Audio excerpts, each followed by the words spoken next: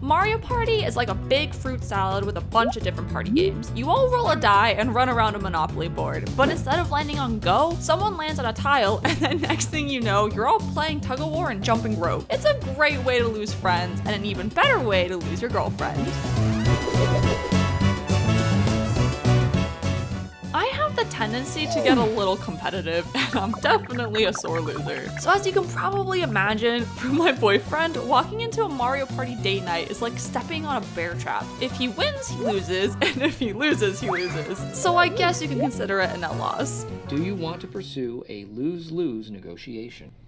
Can we just skip to whatever number 5 is, win-win or whatever? It seems like every time we play Mario Party, the game knows that my boyfriend has the advantage, so it does everything in its power to put me on the podium instead. On the one hand, I appreciate the extra help, but on the other, it always puts me on the spot for being in last place. I know they're just AI opponents, but they're making me look bad in front of my boyfriend. It's nice of the game to give me some help though. I've won rounds where I didn't find a single star because the game decides to just hand me a bunch of bonus ones at the end.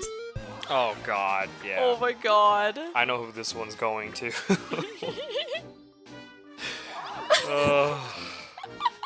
This is such bullshit. I know beggars can't be choosers, but it's a little embarrassing when they give me a star just for being slow or unlucky. I don't want it. It's a typical night for us to get so competitive with each other that we end up forgetting we're playing with 2 other people. Underestimating the AI is a slow and insidious killer, and I can't tell you how many times we've been squabbling over our own nonsense when one swoops in at the end and steals victory right out from under us. Oh yeah, she would get a 10. That bitch! Are you kidding me? I'm dead last.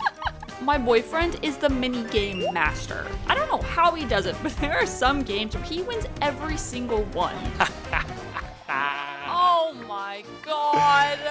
I wonder who's getting that one.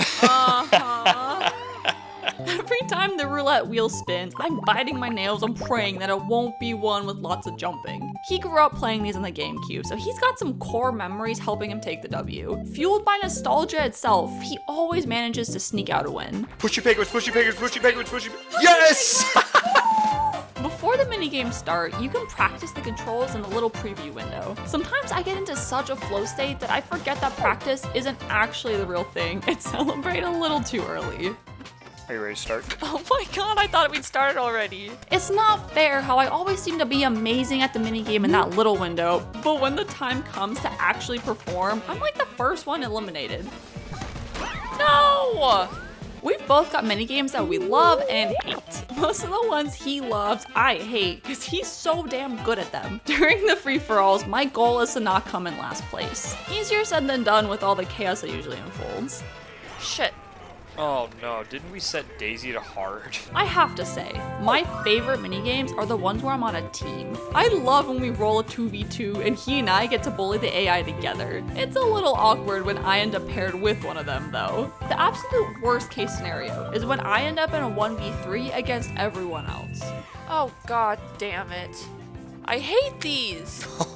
I love these. As good as he is at the games, he's a terrible dice roller. At first I thought he was joking, but last time we played, I don't think he rolled anything above a 5 the entire round. It's safe to assume he will be going last most games we play, which in theory should give me the advantage when going for a star. Except I can never hold on to my coins. I'm all out of money! Part of why I'm always getting ginged up on the 1v3s is I have a magnetic attraction to the red spaces. My boyfriend will sit there counting out spaces on the map before he rolls the die each time it's his turn. I just full send it and see where the roulette lands me. The strategy is usually to just beeline it for the start, but it doesn't do me much good when I'm the first one there, but can't afford to do anything about it. What's worse is I just blew my savings on another dice block. Woo! Wait, but you can't afford a star now. Shit. Choosing the number of turns is pretty straightforward. As fun as losing 30 minigames in a row sounds, I start losing my buzz around the 20 turn mark. 15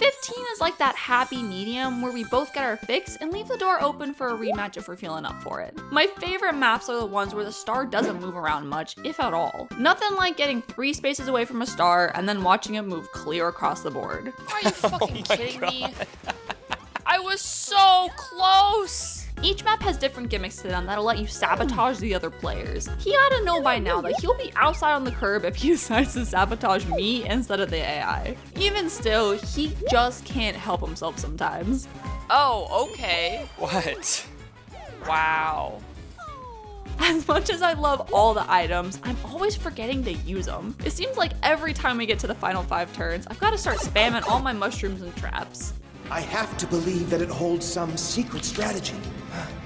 This card is useless. Whenever it comes to stealing coins or a star, tensions get pretty high. This is declaring war on me in Civ levels of betrayal. Ironically, theft is what brings us closer together, because the AI will usually try some of their tomfuckery, and the two of us will need to unite in order to burn them to the ground. How dare you steal a star from him? That's my job!